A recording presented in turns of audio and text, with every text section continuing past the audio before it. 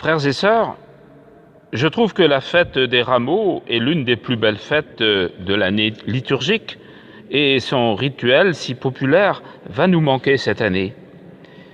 Dimanche des Rameaux, c'est aussi le dimanche de la Passion où nous entendons ces paroles terribles de Jésus en croix. Mon Dieu, pourquoi m'as-tu abandonné ?» Depuis toujours, ces paroles heurtent les chrétiens qui les entendent et les interrogent. À l'instant suprême de la mort, Jésus aurait-il douté de Dieu son Père?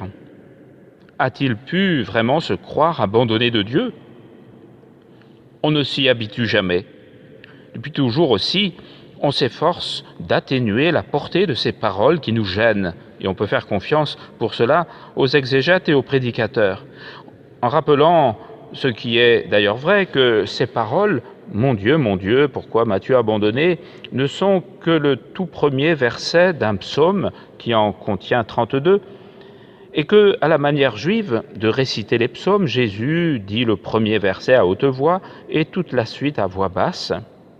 Et de fait, c'est un psaume plein d'espérance et de confiance en Dieu, qui s'achève ainsi: « Tu m'as répondu, je proclame ton nom devant mes frères, je te loue en pleine assemblée, car tu n'as pas rejeté, tu n'as pas réprouvé le malheureux dans sa misère, mais il entend sa plainte. Les pauvres mangeront, ils seront rassasiés, ils loueront le Seigneur. Ceux qui le cherchent avouent toujours la vie et la joie, etc. » On voit que c'est un psaume qui s'achève donc dans l'action de grâce après avoir commencé dans la détresse. Mais on peut aussi accueillir ces paroles si difficiles avec toute leur rudesse, telles qu'elles nous ont été transmises fidèlement par l'évangéliste, qui devait en être lui-même gêné. D'ailleurs, saint Luc préférera oublier ces paroles du psaume 22 pour ne retenir et ne mettre dans la bouche de Jésus que celles plus paisibles, plus confiantes du psaume 30, « En tes mains, je remets mon esprit ». Et saint Jean, quant à lui, ignore cette parole, il indique seulement que Jésus poussa un grand cri. Donc on voit que la tradition évangélique était elle-même un peu gênée avec ces paroles de Jésus. Ces dernières paroles, « Mon Dieu, pourquoi m'as-tu abandonné ?» expriment la détresse qui doit être celle du condamné qui, depuis des heures, subit outrage, insultes, humiliations, fouet, torture, trahison et abandon, qui est couvert de sang, qui endure des souffrances atroces, qui a soif et qui sait qu'au bout de quelques heures, peut-être quelques jours, il va finir asphyxié. Il n'est pas impossible qu'il ait pu alors monter à ses lèvres le cri de révolte des justes persécutés qui s'expriment en particulier dans les psaumes. Jésus n'a pas fait semblant de souffrir et de mourir. Il n'a pas fait semblant de souffrir sûr, comme on le croit parfois, qu'il savait qu'il allait de toute façon ressusciter.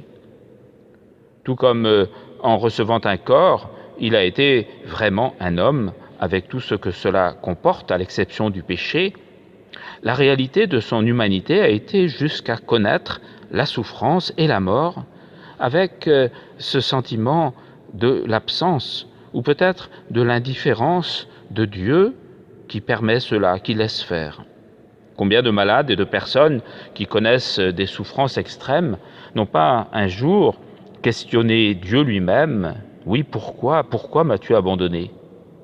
La plus grande souffrance de Jésus est de ressentir à ce moment suprême l'absence de Dieu.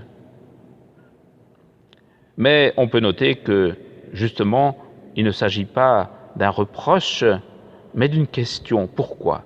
Pas un reproche, pas une révolte, mais une question, et donc une question ouverte à ce que sera la réponse du Père, réponse mystérieuse que nous connaissons cependant.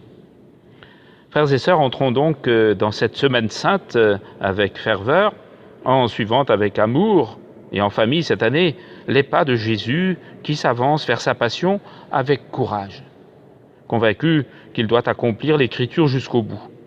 Comme le dit la prière d'ouverture de cette messe, il s'agit pour nous d'imiter l'abaissement du Seigneur, ce qui veut dire fuir toute volonté de puissance, de domination, toute recherche de pouvoir ou d'honneur, ne pas craindre d'être comme Jésus à contre-courant, ne chercher qu'à servir. C'est tout cela que peut signifier ce que dit en conclusion cette prière. Il s'agit d'obtenir la grâce de retenir les enseignements de sa passion afin d'avoir part à sa résurrection. Amen.